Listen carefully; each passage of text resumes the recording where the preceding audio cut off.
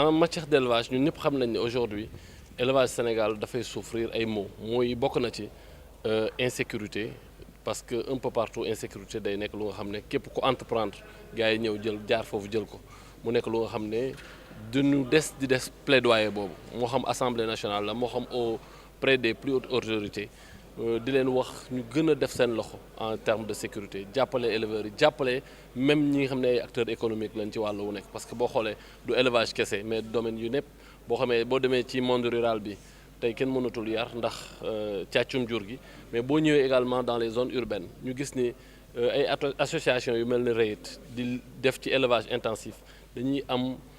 jafe-jafe des fois par rapport ak affaire sécurité dañuy am également jafe-jafe par rapport ak également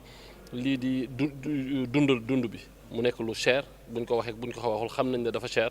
loolu également ñuy encourager l'État à surtout miser dans l'élevage dans l'agriculture fourragère fexe ba jur gi di dundee lu nga xam ne ñoo koy bay agriculture dafa weesu tey sàmm rek mais tey dafa laaj ñu mën a investir dugal jeunes yi ñu travailler dans l'agriculture bay mooy fourrage mais également bay mboq bay leneen ak leneen ba loo xam ne bu ñu ko transformer dina am un coût par rapport ak élevage bi nga xam ne moom la ñu bëgg a def jàpp naa ne tey ku xam Sénégal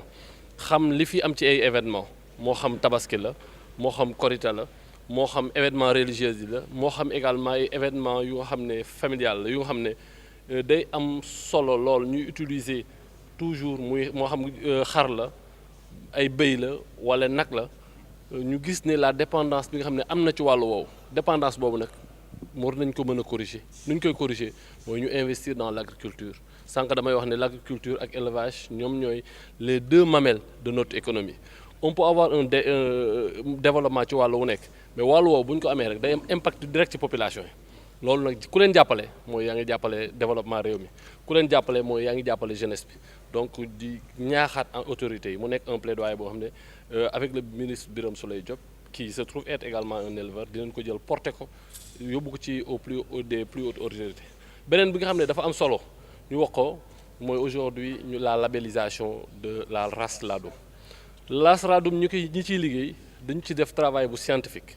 bu nga xam ne peut-être on pouvait dire que ay laboratoire ñoo ko waroon def mais tey du ay laboratoire ay nit la yoo xam ne c'est juste des passionnés ñu jëlee ko def ci ay dimensions yoo xam ne ay mensurations yoo xam ne jàpp naa ne amul fenn ci àdduna bi mu nekk race boo xam ne nag dañ ko war a protéger mu nekk made in Sénégal buy permettre tey Sénégal fu ñu ko génnee rek ñu ne kii waa Sénégal la tey boo waxee Bali les gens te diront Mali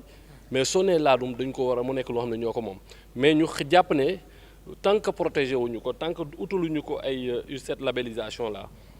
ñeneen mën nañ ko jël defal ko seen bopp tey dañuy gis ni boo demee mooy Dubaï mooy fu nekk Inde dañuy jël seeni jur exposé ko ba nga xam ne aujourd'hui day nekk lu nga xam ne vitrine lay doon pour l'économie Sénégal donc ñun loolu war nañ ko mën def di ci ñaax autorité heureusement gis nañu ministère de l'agriculture ñu ngi ciy def ay jéego avec éleveurs yi ànd ci travailler ci pour que fépp fu nga xam ne élevage war na fa yegg ñu yeggale ko fa. man dama gëm ni aujourd'hui c'est un secteur porteur tey jii soo demee dans la vallée les gens peuvent cultiver ñax kese la ñuy bay mu nekk lu nga xam ne day amaat impact directement mais également pousser jeunes yi ñu dem vers l'agriculture bu ma nee l'agriculture c'est grand A élevage ak agriculture xoolal mën nañu wax type d'économie bu nekk mais économie réelle mooy agriculture ak élevage xam ne dafay nekk lu nga xam ne da nga koy mën a transformer ñenn ñi dina nekk dans la transformation ñenn ñi nekk dans la production ñenn ñi nekk dans beaucoup de choses yu nga xam ne c'est des métiers annexes à l'agriculture moo xam ñuy defar aliment la et cetera loolu dañ ci pousser toute notre jeunesse ñu dem ci loolu soo ci nekkee daf lay permettre nga oublier ko mais également mu nekk un secteur économique rentable boo xam ne nit bu ci duggee mën na ci génn man ndax may wax ni man gëmuma chômage le chômage est une nécessité de l'esprit li am solo dëgg mooy entreprendre et l'élevage est un secteur extrêmement important où ku ci entreprendre ku ci dugal sa loxo da nga ciy gis sa bopp. J'ai surtout indiqué que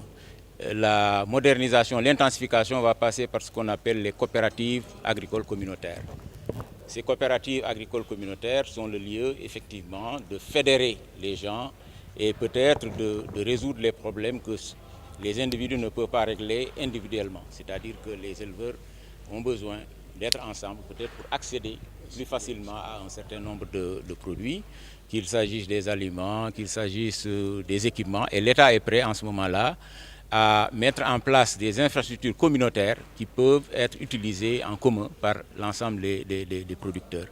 Et là, je pense que ça rejoint un peu l'idée du docteur Pape Ali Diallo qui est intervenu pour dire que l'élevage doit un peu quitter, disons, les zones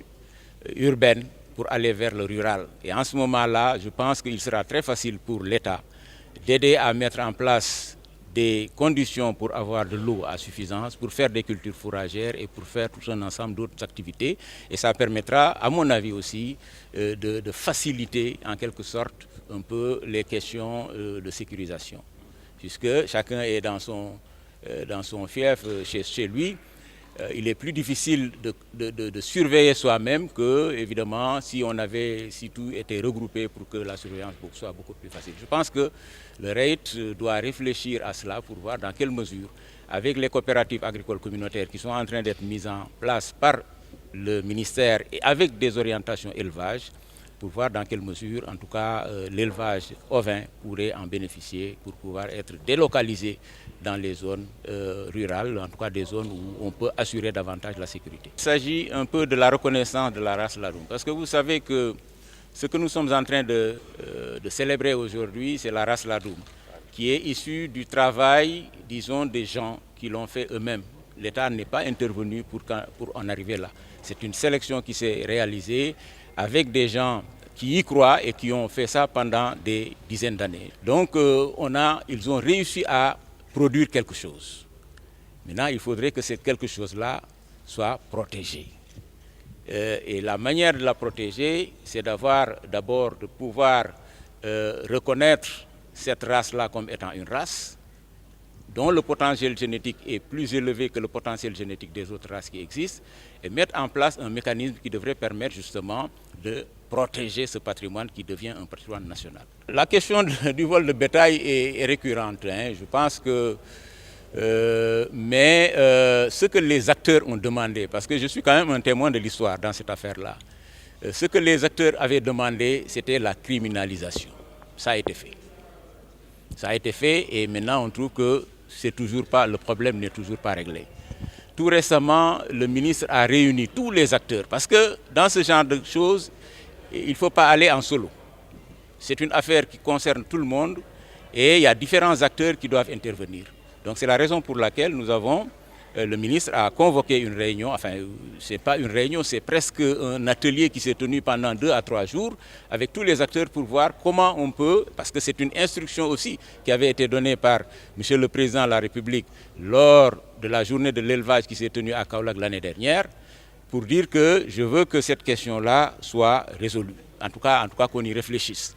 Donc les travaux ont commencé, chacun donne son avis,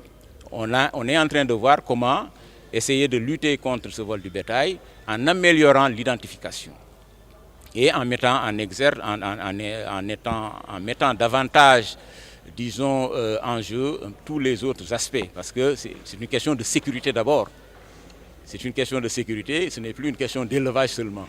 Une question de sécurité et là, je pense qu'il y a beaucoup d'autres acteurs qui peuvent intervenir. Les discussions ont commencé, on va voir comment l'identification du bétail peut aider à ça. Mais il y a d'autres leviers sur lesquels certainement il faut agir pour évidemment arriver à ça.